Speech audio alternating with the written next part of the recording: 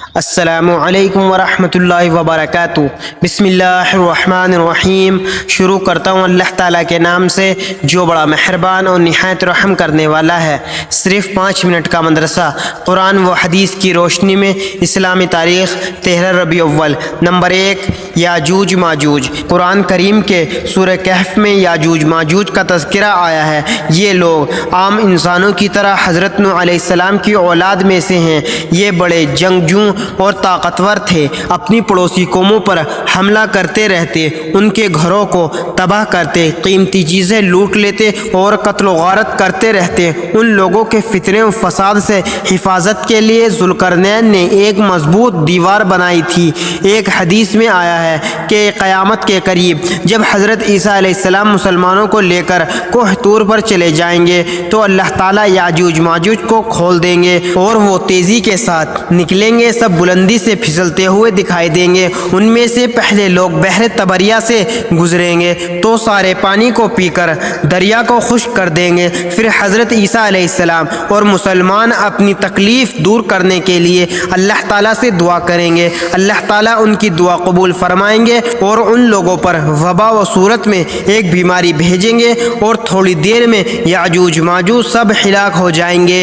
Number 2، اللہ کی قدرت، ہونٹ۔ اللہ تعالیٰ نے ہمیں نرم و نازک 2 ہونٹ عطا فرمائے جن کی حرکت سے ہمیں بات کرنے میں مدد ملتی ہے، بغیر کسی اسپرنگ کے ذریعے حرکت کرتے رہتے ہیں۔ ان کے ذریعے ہمیں ٹھنڈی اور گرم چیزوں کا پتہ چلتا ہے اور ان کے بند ہونے کی حالت میں منہ کی حفاظت رہتی ہے۔ اگر یہ ہونٹ نہ ہوتے تو منہ کے اندر گرد و غبار، مچھر مکھیاں داخل ہو کر مختلف بیماریاں پیدا ہو جاتی اور انسان دیکھنے میں بڑا بدشکل معلوم ہوتا۔ اگر اللہ تعالیٰ نے اپنی قدرت و حکمت سے ہونٹ بنا کر ہم پر بڑا احسان کیا ہے۔ اس بات کا ذکر اللہ تعالیٰ نے فرمایا وَلِسَانًا وَشَفَتَيْنِ کہ ہم نے انسان کے لیے ایک زبان، 2 ہونٹ بنائے ہیں۔ نمبر 3، ایک فرض کے بارے میں وارثین کے درمیان وراثت تقسیم کرنا۔ رسول اللہ صلی اللہ علیہ وسلم نے فرمایا مال وراثت کو کتاب اللہ کے حکم کے مطابق حق والوں کے درمیان تقسیم کرو۔ فائدہ، اگر کسی کا انتقال ہو جائے اور اس نے مال چھوڑا ہو تو اس کو تمام حق والوں کے درمیان تقسیم کرنا واجب ہے، بغیر کسی شرعی عذر کے کسی وارث کو محروم کرنا اللہ تعالیٰ کے بنائے ہوئے حصے سے کم دینا جائز نہیں ہے۔ نمبر 4، ایک سنت کے بارے میں ہدیہ قبول کرنا۔ حضرت عائشہ رضی اللہ عنہ فرماتی ہیں کہ رسول اللہ صلی اللہ علیہ وسلم ہدیہ قبول فرماتے تھے اور اس کا بدلہ بھی دیا کرتے تھے۔ نمبر 5، ایک اہم عمل کی فضیلت، تکلیف پر صبر کرنا۔ رسول اللہ صلی اللہ علیہ وسلم نے فرمایا مسلمان کو جو تکلیف، بیماری، غم، دکھ یا تکلیف پہنچتی ہے، یہاں تک کہ کانٹا جو اسے چبھتا ہے، اللہ تعالیٰ اس کے بدلے اس کے گناہ معاف فرما دیتا ہے۔ نمبر 6، ایک گناہ کے بارے میں بلا شرعی عذر کے شوہر سے طلاق مانگنا۔ رسول اللہ صلی اللہ علیہ وسلم نے فرمایا جو عورت بلا کسی عذر کے اپنے شوہر سے طلاق مانگنے کا مطالبہ کرے اس پر جنت کی خوشبو حرام ہے۔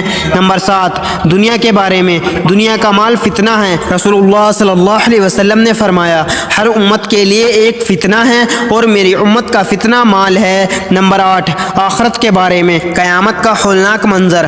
قرآن میں اللہ تعالیٰ فرماتا ہے جب قیامت قائم ہوگی اس کو جھٹلانے والا کوئی نہ ہوگا، وہ کسی کو پست اور کسی کو بلند کر دے گی۔ اور جب زمین کو سخت زلزلہ آئے گا اور پہاڑ کو بالکل ذرہ ذرہ کر دیا جائے گا تو وہ پہاڑ بکھرے ہوئے ذرات غبار میں تبدیل ہو جائیں گے۔ نمبر 9، طب نبوی سے علاج، دعائے جبرائیل۔ حضرت عائشہ رضی اللہ عنہ بیان کرتی ہیں کہ جب رسول اللہ صلی اللہ علیہ وسلم بیمار ہوئے تو حضرت جبرائیل علیہ السلام نے اس دعا کو پڑھ کر دم کیا۔ دعا، بسم اللہ یبدک ومن کل داع یشفک ومن شر حاسد اذا حسد وشر کل ذی عین۔